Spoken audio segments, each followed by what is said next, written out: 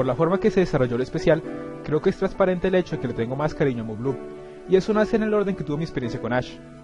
Había oído del bizarro mundo de Muv-Luv por años, y admirado sus mechas por largo tiempo, pero el detonante para que entrara a este mundo fue ver la entrevista a Hajime Isayama. Saber que Shingeki no Kyojin se inspiró en él me llevó a jugar el juego. Extra intencionadamente genérico, y por eso lo disfruté en su ridiculez. Unlimited me sorprendió, Alternative me demostró de dónde venía su fama, y conocer a los personajes de Kimi no Uso en él me llevó a verlos en su medio original. Y antes de que esto se torne en una autobiografía o un videoblog, lo que quiero demostrar con esto es que para una compañía prácticamente desconocida es muy influyente. Lo de Titan lo hemos dejado claro, y como resultado todas las obras que sean influenciadas por Shingeki tendrán que ver con Muv-Luv, pero hay mucho más en ello. En una época que Gundam tenía máquinas con cientos de láser simultáneos, Muv-Luv le dio nueva vida al Real Robot, con máquinas que apuntaban al realismo y tenían un gran nivel de conocimiento científico tras ellas. ¿Y saben quién más ganó dinero con Muv-Luv? Esta compañía, la compañía que realizó los ports a las consolas, que es la misma compañía que nos trajo Chaos Head y Steins Gate. Y Kimi no Uso de ninguna manera fue la primera novela visual en enfocarse en una historia dramática sobre un simple romance, pero fue una de las más exitosas, y le abrió el camino a muchos otros escritores, que se dieron cuenta que en este medio podían encontrar una manera de relatar cosas profundas. El anime hizo aún más. Kimi no Uso fue un gran éxito en su natal tierra, y lo raro es que por fin una adaptación de novela visual se vio como algo importante. Shows de este corte ya habían fallado antes. Canon era una novela de Ki muy popular también, pero su adaptación al 2002 fue un desastre. El Tsukihime que salió casi el tiempo de Kimi no Uso no le fue mejor. Pero con el precedente que dejó Ash, se abrieron las puertas para futuras adaptaciones. El Fate Stay Night de Studio Dean, con todas las secuelas que eso implicó, con las adaptaciones de Ki de Kyoto Animation, que trajeron a ir a la pantalla, demostraron que Canon podía hacerse mejor y sorprendieron con Clannad. Sí, ese Clannad, el que muchos consideraron el mejor anime de toda su vida. Aunque a mí no me gustó ir, Canon fue ok y ni me molesté en ver Clannad. ¡No me peguen!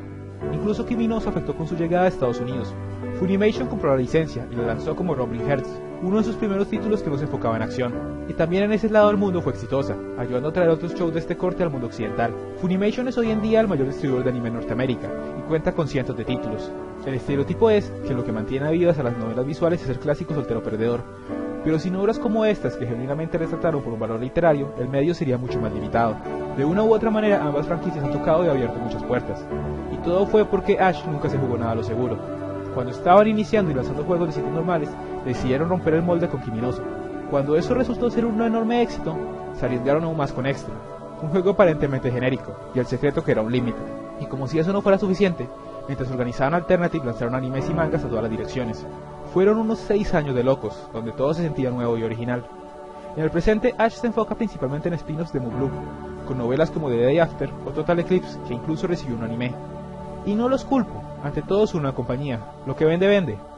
Y esos títulos les ha servido para sacar remakes de Kimi ga no Somuyeigen o incluso de Kimi ga Itakisetsu, el cual es de hecho su primer juego y el que inició su universo.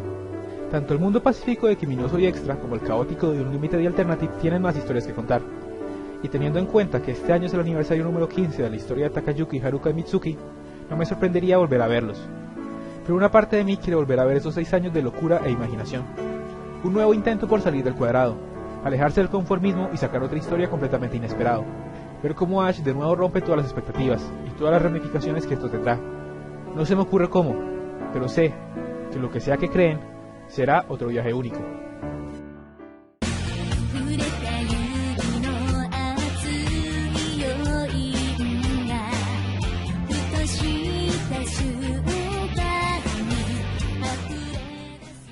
Y ya que estamos en esas, que saquen un anime de Muv-Luv. Esto hubiera sido mucho más fácil con un anime de Muv-Luv. Mi pobre vida social.